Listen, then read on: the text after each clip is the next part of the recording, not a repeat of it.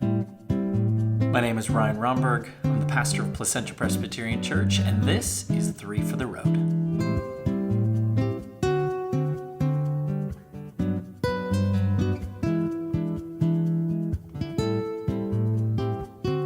The scripture for this last Sunday was Ephesians chapter 4, verses 17 through 24.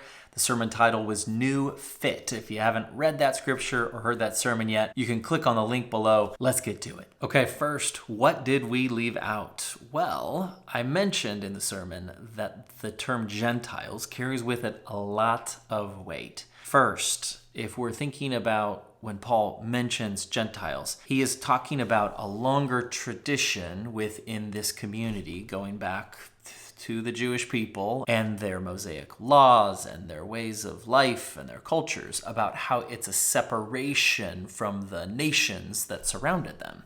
Now, that separation wasn't because they thought that these humans or these people were like lesser than. It was actually the practices that they kept, most of which centered around idolatry and then abusive, exploitative behavior. You can see this and track this throughout the scriptures.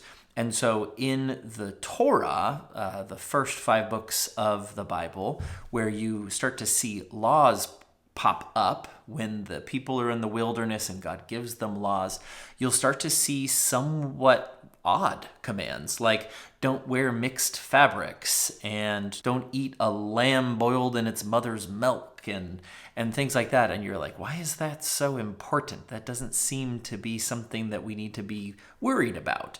Well, the reason was because all of these things, like eating pork or shellfish, were all soaked in the culture of the day for the surrounding nations, the ones who were practicing these idolatries. And so the people would separate out and their lives would be marked differently than the Gentiles. This word Gentiles, it basically just means the peoples. It means every person who's not a Jew is a Gentile. And the ways of life that they encountered when the people of God were first formed in the wilderness, they encountered people who were doing these practices that they would never want to be part of, nor would you, actually, when you thought or saw these things.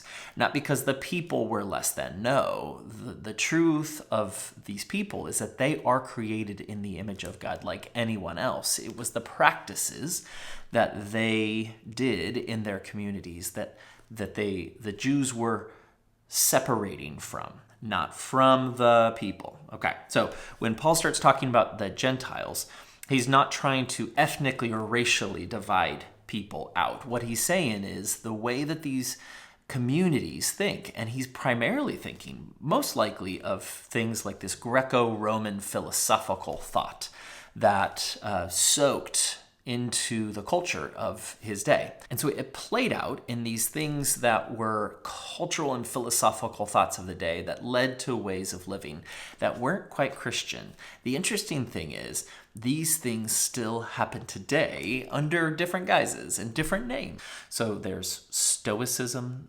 Epicureanism, and the one we see probably the most of today, which is Gnosticism. And so these 3 main kind of ways of thinking, what are they about? Well, I don't want to go into each one, but I will say one that really is prevalent today, and that is Gnosticism. Gnosticism is this idea of a body and soul duality, where the body and the soul are separate, and so at death, a soul kind of goes up and either goes to a good place or a bad place. That is not a Christian idea. That is something, though, that has kind of been soaked into our thinking. And what it's done often is if it's taken too far, it's really made us think that this world doesn't matter and how we treat people actually doesn't matter as much. And the way we look out after other people doesn't matter as much. It actually can be seen sometimes in certain Christian theologies where the main point is to save souls rather than to actually serve people and communities and work towards justice. These are all biblical ideas, but what we've done is separated that out like the body and the soul in Gnosticism. Now, I can go on this. We could teach a whole class on ancient philosophical thinking and how it sprung up into heresy in the church. This is something that's been well studied. But what I'll just say right now is when Paul talks about Gentiles, He's thinking more along the lines of this, these kind of ways of thinking that get soaked into the cultures that really aren't part of this story of God and God's love and God's kingdom, and especially not the God as revealed in Jesus Christ. Okay, how about invitation? Well, the invitation in this passage, as we talked about it this last week, is to put on Jesus. We've been actually working through a lot of basic Christian stuff. I know sometimes it can maybe feel so elementary. What I wanted to do is, in my first few years here, is to kind of set that tone for these basics of the Christian faith. And often we bypass some of this, the put on Christ commendation. Why do we put it off?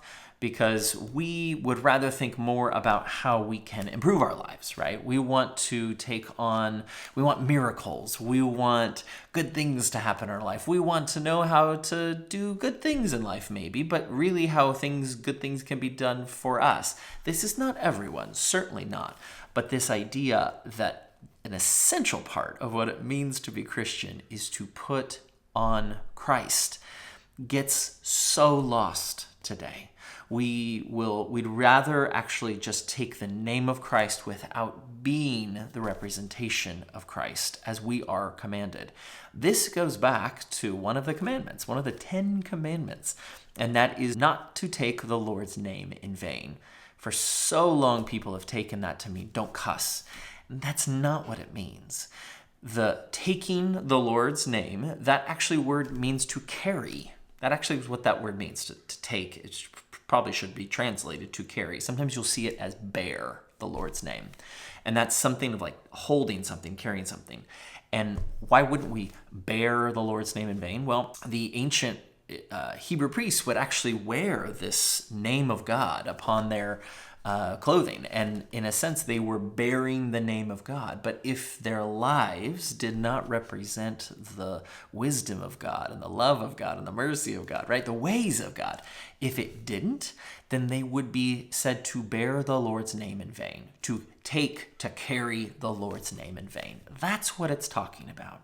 It's saying that if you say you believe in Jesus, but you're not willing to do the things that Jesus commanded or live the way Jesus lived, if all you want to do is take that name and that's it, and you're just trying to get a lot of Christians in this world, as long as we all just say like Jesus a lot, then we're good. As long as we just say the word God and sing worship songs, then everything is great. That's not what it is.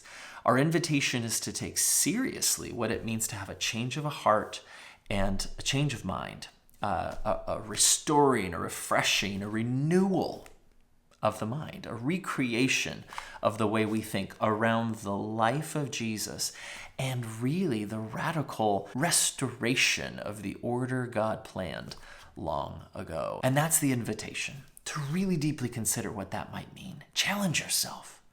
Don't go for the easy stuff. Don't go for the low bar. Really ask the question, what is Jesus all about? What did Jesus come to do? What did Jesus teach?